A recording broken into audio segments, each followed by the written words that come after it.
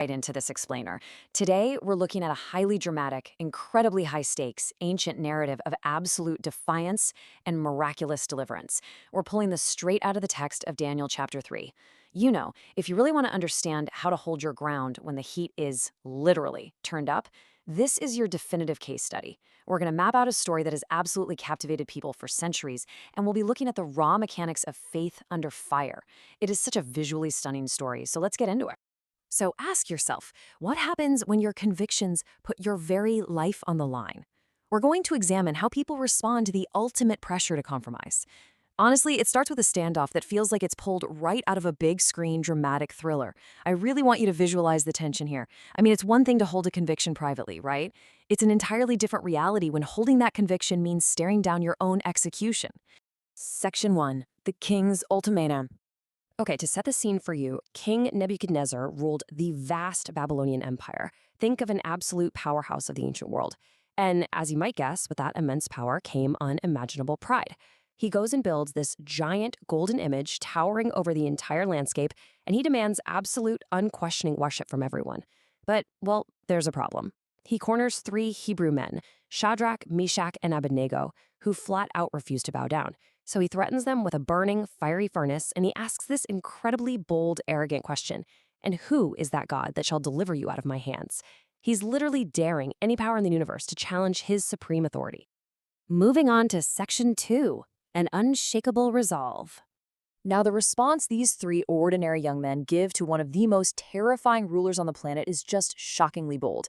They don't beg, they don't try to negotiate a deal. Instead of cowering, they deliver this absolute gut punch of a statement. They say, "We are not careful to answer thee in this matter." Basically, in today's language, that means they don't even need to hesitate or weigh their options. They state unequivocally, looking this furious king right in the eyes, that they absolutely will not serve his gods or worship the golden image he set up. The visual contrast here between the enraged, red-faced king and the calm, steady resolve of these three guys is just stunning. And the crucial point here is the sheer depth of their conviction. They tell the king that they fully believe their God is able to deliver them from the furnace. But then, and this is wild, they add a condition that totally redefines faith. They declare that even if he chooses not to save them, they still won't bow. This is what the source text brilliantly calls even if faith. It's a faith that isn't dependent on some immediate rescue. It's a complete refusal to compromise, totally regardless of the physical terrors standing right in front of them. The source text notes a really profound lesson for us today right here. Fear is frequently used as a weapon, right? It's used to pressure us into exchanging our core beliefs for just a little bit of temporary security. It's that whisper of, hey, if you don't do this, you're gonna suffer. Just compromise this once to stay safe.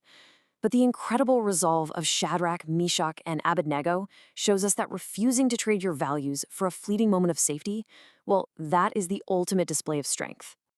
Section 3. The Fiery Furnace. So naturally, the king is furious at this unshakable defiance, and he immediately escalates the threat to a lethal, horrifying extreme. The negotiation phase is officially over. He orders the furnace to be heated 7 times hotter than normal. The number 7 here represents a maximum complete intensity. I mean, visualize a fire so intensely destructive, so blindingly hot, that the radiant heat alone instantly kills the strongest soldiers in the king's army as they throw the 3 bound men inside. The situation looks entirely 100% hopeless. By all logical accounts, it's over. They're dead. Which brings us to Section 4, the fourth man. As the king is peering into the roaring flames to witness their execution, to validate his own power, the narrative takes this visually spectacular and miraculous turn. Picture this split screen. On the left side, the king's expectation. 3 men tightly bound in chains, immediately turning to ashes. But on the right side, the mind-bending reality of what he actually sees. 4 men completely loose, just walking freely around in the middle of the fire, completely unhurt.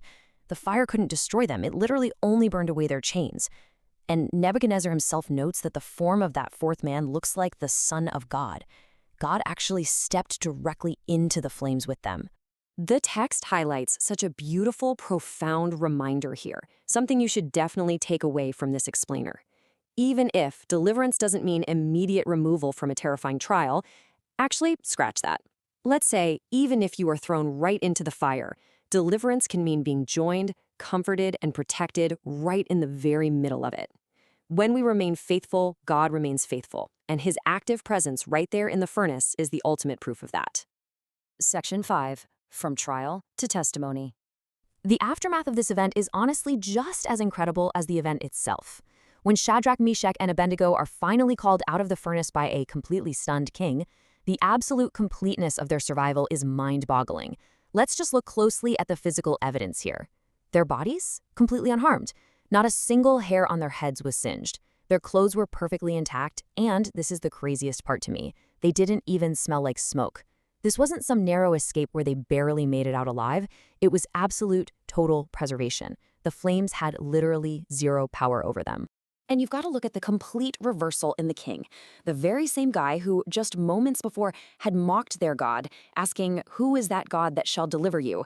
is now publicly forced to praise and honor him. He declares, "Blessed be the God of Shadrach, Meshach, and Abednego, who hath sent his angel and delivered his servants." The undeniable visual proof of their miraculous survival totally inverted the power dynamic of the entire Babylonian Empire. This whole narrative builds a really clear thematic arc, mapping out exactly how trials can operate. It's like a three-step process. Step 1, they face the afflicting fire, the terrifying threat. Step 2, they pass the ultimate test with their even-if faith, just refusing to bow. And step 3, it leads directly into a victorious promotion. The scripture tells us the king promoted Shadrach, Meshach, and Abednego in the province of Babylon. Right after the fire came the promotion.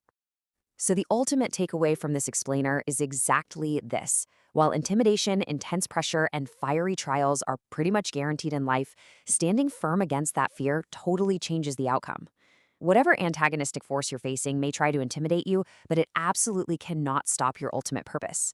In fact, standing your ground is the very thing that allows those trials to be transformed into your most powerful testimonies. So, I want to leave you with this final provocative thought to consider for your own life and your own convictions. When the heat of your trials is suddenly turned up 7 times hotter, and the pressure to just bow down and give up is totally overwhelming, will you have the unshakable resolve to stand firm? Thanks for walking through